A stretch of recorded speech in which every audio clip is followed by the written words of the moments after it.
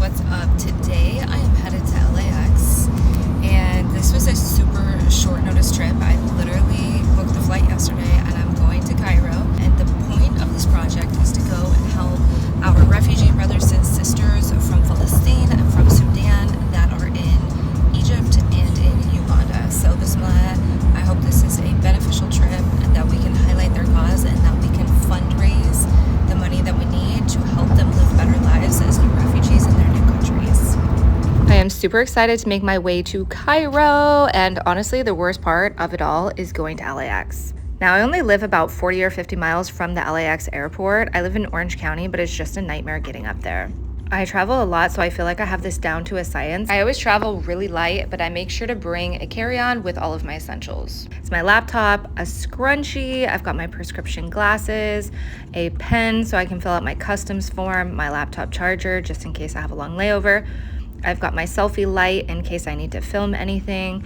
I have the empty bottle because I'm going to actually fill it up. And then the last important thing I always keep with me is my cosmetics bag that has all my little toiletries, some skincare, my toothbrush and stuff like that, because I figure if I am going to lose my bag, if in any event they lose my bag, at least I can be presentable. And I wouldn't even know where to begin if I was in a foreign country and had to go buy all of my products, my skincare and stuff like this. So I just keep it with me for safe measure. Here are the iconic LAX letters. We are pulling into the airport. It actually wasn't super bad traffic today. It took about 45 minutes in total. But like I said, traveling out of LAX is literally the worst part because you never know what the traffic's gonna be like. I have to take an Uber.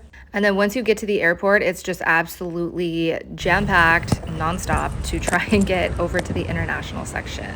My driver kept asking me which terminal, and I don't know which terminal Tom Bradley is, so I explained it to him. So this is Tom Bradley, and this is where like Emirates, Qatar, most of the international goes over here. International? Yeah, these ones is domestic. Okay. American, sometimes Canada or... Okay. All right, thank you.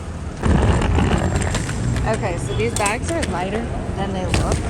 This one's a little bit more full, but literally light. And I've got a bag inside just in case I find something I want. I am at Tom Bradley at LAX International Airport, getting ready to take off for Cairo, working on a humanitarian project there for our brothers and sisters who are refugees from Gaza. Make sure you check the bio of this video so that you can help me help them.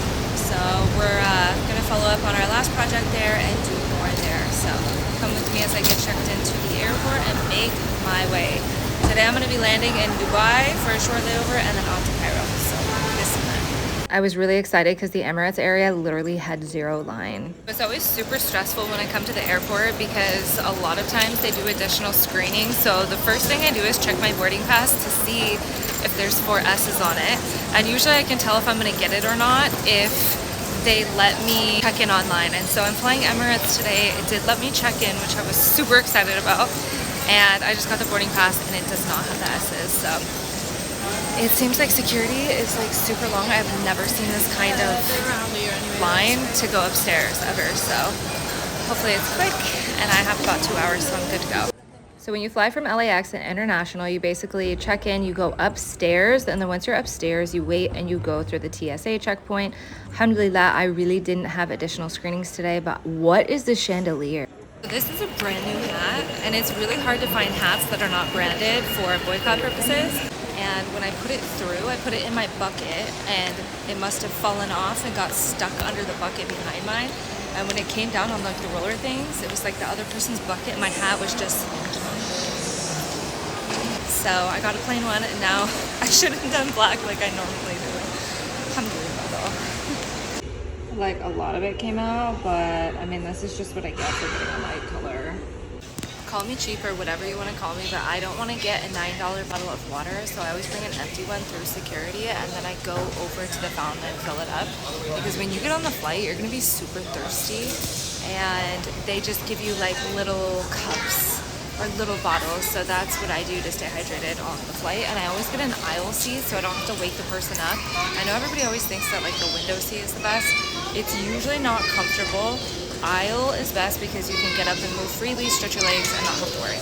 Now, I do this in LA, Qatar, Dubai, and countries where I know the drinking water is safe, but I don't think I would fill up from a tap in somewhere like Egypt, for example. But this is one of my favorite hacks because then I can go on the airplane and I can have a ton of water and I'm not sitting there super dehydrated. Next, I stopped at the ATM to take out a little bit of cash. Another thing I very rarely do is take cash with me because everywhere I've traveled takes Apple Pay. So I feel like it's easier just to like tap and it takes it out, and it does take, like, I have international fees, so it's like a little bit, but it's like the same thing in my opinion as doing like a conversion, having cash. Places like Egypt though, for example, do heavily use cash. They still use a cash system. So if I take my USD there, I get a lot more EGP, more pounds than I would if I do it there. So I did take cash out just in case there's anything I want, anything I need, get a better conversion rate. And yeah, I don't know, I guess it's good to do for emergencies, which I never really think about. So I did take out a little cash this time. One thing I am guilty of though is getting a coffee when I'm at the airports, and this one was literally almost $10 for a small iced latte, which was just 2 shots of espresso. I'm sorry, I don't care what kind of coffee they think this is. 2 shots, regular iced latte, $9 is like criminal. I just got recognized by one of the agents as I was getting onto the plane. He's like, "Assalamu alaikum," and I was like, "Well, like, salam." He's like, "I've seen your videos." So it's like cool. It's always fun, like getting recognized like that. I have a whole road to myself, which is the best thing. I was so excited because originally I wanted to try and upgrade my flight to business class, and my friend told me if I showed up in a really nice outfit that they're more likely to upgrade you. But then at the last minute I was lazy and I just wore my sweats, so I didn't even ask, but I ended up with my whole row. Another thing I didn't realize until recently is that they do give you the menu at the beginning of the flight, so you know what the food options are. Whereas like before, I always sat and wondered, like, what are they gonna bring me? And it makes it easier to know in advance because then I can pick which option is gonna be healthier, more protein, and less gluten. And one of the first things I do once we're up at the right elevation and the Wi-Fi is on is to get a Wi-Fi package. Since I am a full-time content creator, I want to be able to connect online, be able to talk to people, and not literally sit here bored out of my mind the entire flight. I was also super excited because I haven't flown Emirates in quite a while, and what that means for me as somebody who flies a lot is that I get access to different movies and shows. And I know this is super trivial, but I do fly a lot with Turkish Air, which means I'm always having layovers in Turkey, having the same meals that they offer, and watching the same in-flight movies. I ordered the meatballs for today's meal, and I am going to pull my little side tray out. This is the best part of having like a middle seat that's free, is you can put all of your trash over there and not be crowded on your own table. But basically, first I'm going to remove the pretzels, the bread, and the granola bar because I try not to eat gluten or anything with seed oils. And being on the airplane, obviously it's really hard because you're bored, you're hungry, you have nothing else to do. But I'm doing my best, so I took it out of the way so it's away from tempting me. Turns out this is an apple cabbage slaw, and it was super good and healthy. I thought it was going to be pasta, but it wasn't. And I know I said I want to be healthy, but I really cannot resist the mousse. So as you can see, I ate everything except for the rice and the bread products. And these ones have the gluten, which is going to cause inflammation. And if you look at the back of all of these things, they're marketed as healthy, but they have tons of seed oils, which basically build up in your tissue and are terrible for you. So I know I was bad and I ate the dessert, but I do believe in moderation. So if I had to pick out of all of these things, of course I wanted to pick the little fluffy sweet treat. And it just goes to show, guys, just because they give you something doesn't mean you should eat it. A lot of legal things are very unhealthy for us. And here is the water that I brought next to the little baby water that they expect you to drink the entire flight. So the sun is starting to set, and this is going to be an overall 15-hour flight over to Dubai. Beautiful sunset today. I decided to pick a camel documentary, and it was super amazing, and I followed that with another documentary where this lady is retracing Al-Ula. She's discovering the history of this area, which is actually forbidden for us to go as Muslims to Mara'in Saleh. I just personally really love learning. I love history and I love documentaries, so naturally that's what I'm gonna watch. One of my other fave travel hacks is to wear a baseball hat, because whenever you have that overhead light, it protects your eyes, and then when you go to sleep, you can literally pull the blanket over your face. The blanket doesn't touch your face, but this is such a comfortable and quiet way to sleep on the flight. Wow, I was so asleep, but now it's time for breakfast or brunch. It's time for brunch.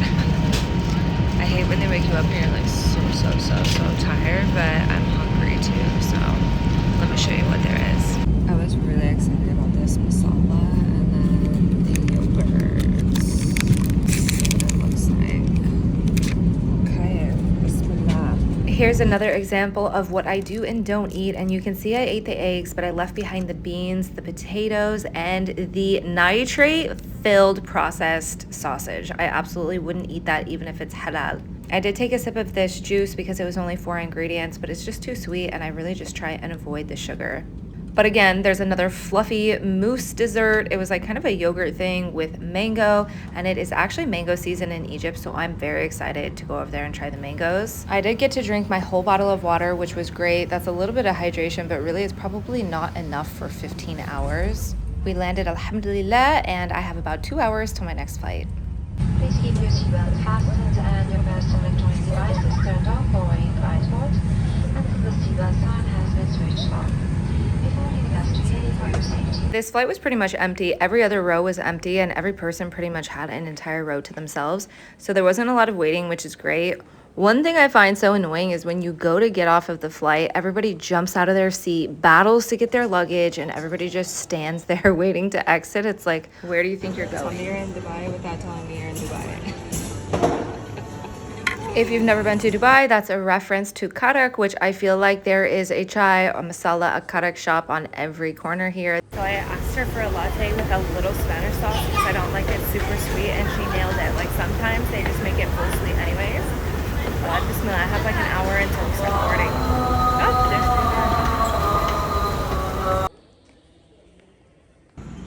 the guys, I made it officially in Cairo. I'm so excited to get checked in my hotel.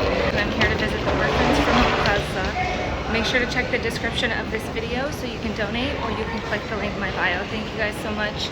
I will see you tomorrow. God bless.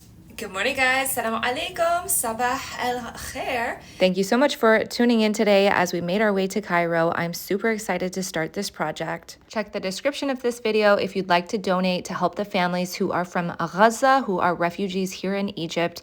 Make sure to subscribe so you don't miss the next video. And thank you guys so much for your support on this project. I love you and God bless.